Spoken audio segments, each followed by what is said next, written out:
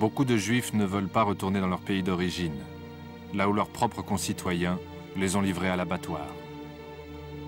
Les envoyés sionistes leur offrent l'espoir d'une nouvelle vie.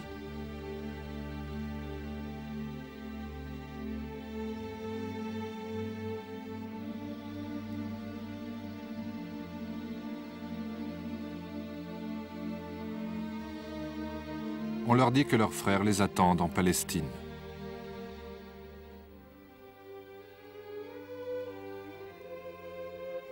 À Jérusalem, Khalil Rad est photographe. Lui, il conserve la mémoire des Palestiniens.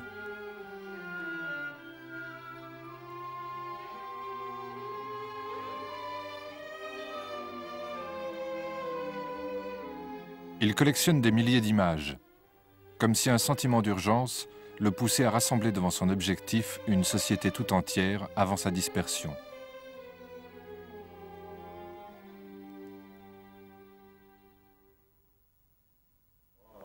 En 1946, le nationalisme juif n'est plus une utopie.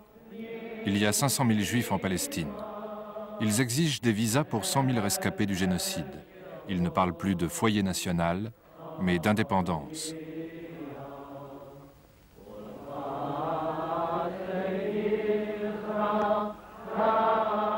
Depuis 1942, Ben Gourion a fait prendre un tournant au mouvement sioniste. L'alliance avec les Britanniques est terminée. C'est à présent vers les États-Unis, les grands vainqueurs de la guerre, que son regard se porte. Tous les ans, les Juifs américains offrent 50 millions de dollars au sionisme. The late President of the United States, and only recently the joint resolution of the United States Congress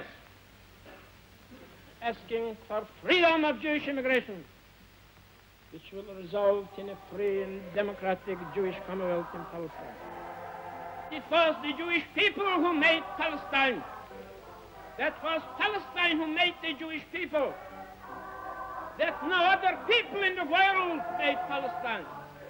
No other people in the world was ever made by Palestine. À Tel Aviv, c'est le 1er mai. On chante l'Internationale en hébreu. La grande majorité des Juifs adhèrent à la gauche sioniste. Sous cette esthétique révolutionnaire se cache la politique réaliste de celui qu'on appelle déjà le vieux.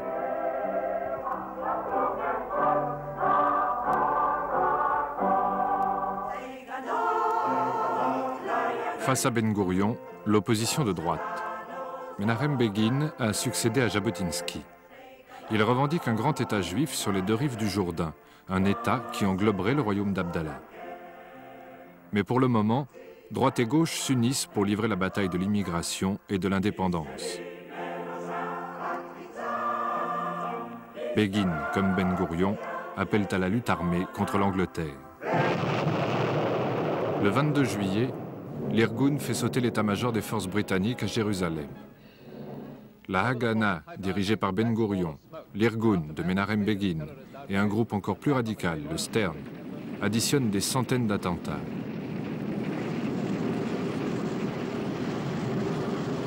La violence est partout. Juifs, Arabes, Britanniques, tout le monde y participe.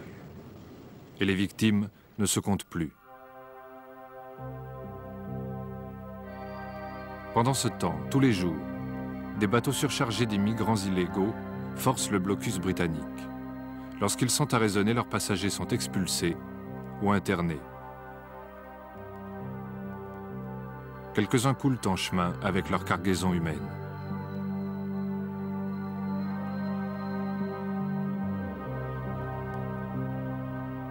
À nouveau, les Britanniques perquisitionnent, contrôlent, fouillent.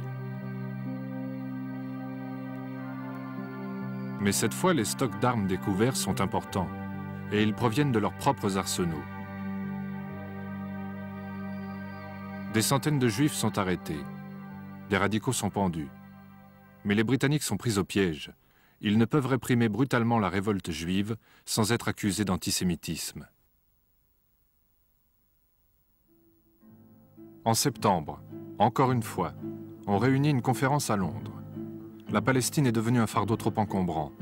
5 mois plus tard, les Britanniques annoncent qu'ils vont remettre la question de Palestine à la toute nouvelle Organisation des Nations Unies. Ce jour-là, l'Assemblée générale ouvre un dossier qui ne quittera plus jamais son ordre du jour.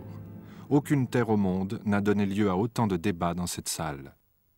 In accepting the mandate from Palestine after the First World War, His Majesty's government in the United Kingdom undertook to work for the establishment of a national home for the Jewish people on the understanding that nothing should be done which might prejudice the civil and religious rights of existing non-Jewish communities in Palestine. It was assumed at that time that the objects of the mandate could be carried out with the consent and cooperation of both peoples. Time has shown that this assumption was incorrect. Face à face, un sioniste et un palestinien sont conviés à parler devant une commission politique. Un discours chacun, un même temps de parole. Henri Catan, le palestinien, est avocat à Jérusalem. Il représente le Haut Comité arabe dirigé par le Grand Moufti. I come to you, sir, as a representative of the people of Palestine, as an Arab whose roots are deeply embedded in that tortured land.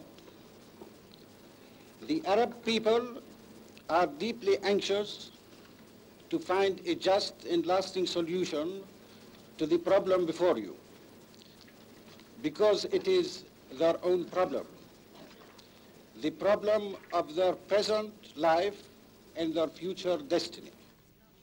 Abba Hillel Silver, le sioniste, est un rabbin réformiste. Il vit à New York. Il représente l'agence juive dirigée par Ben Gurion. The Jewish people belongs in this society of nations. Surely the Jewish people is no less deserving than other peoples whose national freedom and independence have been established and whose representatives are now seated here. The Jewish people were your allies in the war and joined their sacrifices to yours to achieve a common victory. The Arabs of Palestine are not claiming their country on pledges made to them, for it belongs to them. Nor are the Arabs claiming their independence on assurances. They are entitled to such independence as being their natural and inalienable right. We hope that that people, now rebuilding again its national life in its ancient homeland, will be welcomed before long by you to this noble fellowship of the United Nations. Une commission de l'ONU part en Palestine. Sa composition est le fruit d'un savant dosage géopolitique. Un ancien gouverneur des colonies néerlandaises, un Suédois, un Canadien, un Australien, un Uruguayen, un Tchèque, un Péruvien, un Guatémaltèque, un Yougoslave, un Iranien et un Indien. Depuis 25 ans, c'est la 17e commission d'enquête en Palestine. Mais celle-ci va jouer un rôle capital. Pendant qu'ils inspectent, qu'ils essayent de comprendre et qu'ils cherchent une solution à une situation déjà très complexe, la Haganah prépare soigneusement une action pour les influencer. C'est l'affaire de l'Exodus. Le 18 juillet, l'Exodus est arraisonné par les Britanniques au large de Gaza. À son bord, 4500 immigrants illégaux, encadrés par des officiers de la Haganah. Ils refusent de se rendre.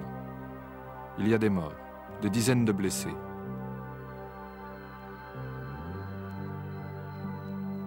Les Britanniques ne cèdent pas. Les rescapés du génocide sont brutalement refoulés. Ils devront retourner en Allemagne.